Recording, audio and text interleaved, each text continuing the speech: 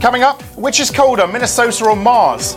And from huge TVs to electric racing cars, we'll have the latest from the Consumer Electronics Show in Las Vegas. First, though, no doubting the person of the day, Janet Yellen, confirmed as the next boss of the Fed last night.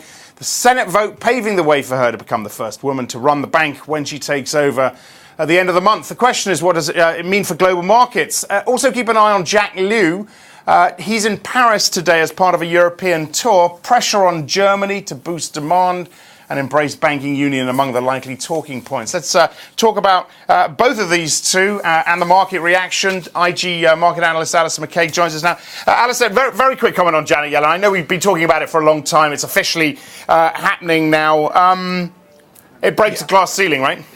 Yeah, it certainly does. I think it's a step in the right direction for equality, I guess, in that regard. It'd been well signposted. In fact, it would have been quite a major shock if it hadn't have been officially rubber stamped last night. So no surprises there. Certainly nothing that the market would have been taken as a shock. One thing that comment that she did make maybe worth mentioning is the fact that she did say it's not the Fed's job to stabilise equity markets. So it's just a shot across the bows maybe for equity markets out there. OK. Jack Lew, how significant is his decision to visit France first, do you think? Well, I guess a European tour, it probably would have been on his agenda to do anyway. Certainly in the tail end of last year, the Bank of France had made some optimistic sounding expectations looking forward.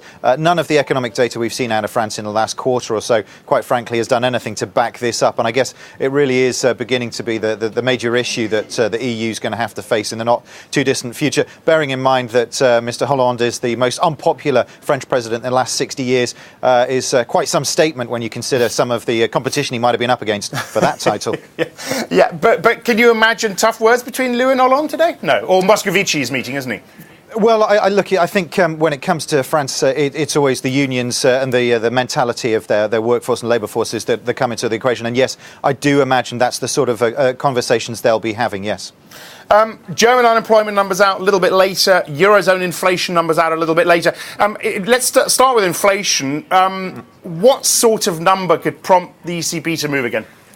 Difficult to say exactly, but I think ECB are going to have to see it really crash to be forced into action. I think when they changed the interest rate decision, that was maybe a sort of preemptive strike, if you will, and something to shock the market into believing there'll be actions, not just words, in the future. When it comes to their options, they've said there is a range of them, but they haven't really outlined what those are. I think one glimmer of optimism maybe is the fact that we've seen German monthly retail sales figures come out up 1.5%, much better than expected, and maybe the Germans are moving from that sort of positive sentiment to actual actions and spending some cash. Which of course Jack Lew will be happy about, right?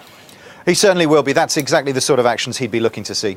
Quick word on the UK. I know we've got some of the retailers starting tomorrow. Sainsbury's out tomorrow. What are your expectations?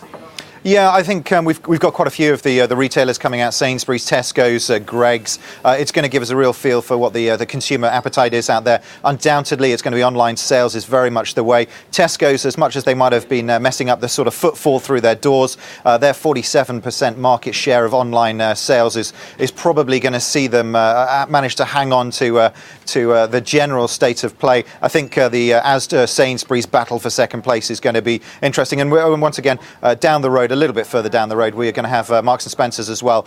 Market's not looking too optimistically for those figures, I'm afraid. All right. Thanks a lot, Alistair.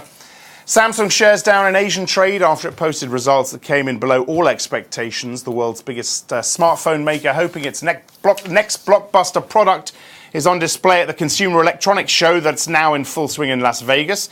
Big TVs capable of showing ultra-high definition pictures. One of the stars of the show, Samsung unveiling a 105-inch set that it says is the world's largest. Just one problem for the new TVs, though. There's almost no content in the new format. Wearable tech, the other big theme amid speculation that Apple will launch a smartwatch later this year. Intel trying to go beyond smartwatches, though. It's showing off smart headsets and earbuds. And it's not exactly consumer technology, but could this be the year of the zero-emission racing car? The Formula E race car seen here, officially unveiled earlier, Similar performance to an F1 car and completely emission-free. The electric race series due to begin later this year. That's it. I'll leave you with the latest images from America's big freeze, the coldest temperatures in 20 years, causing at least 4 deaths and forcing businesses and schools to close. Babbitt, Minnesota, the coldest place in the US on Monday, minus 38 degrees Celsius.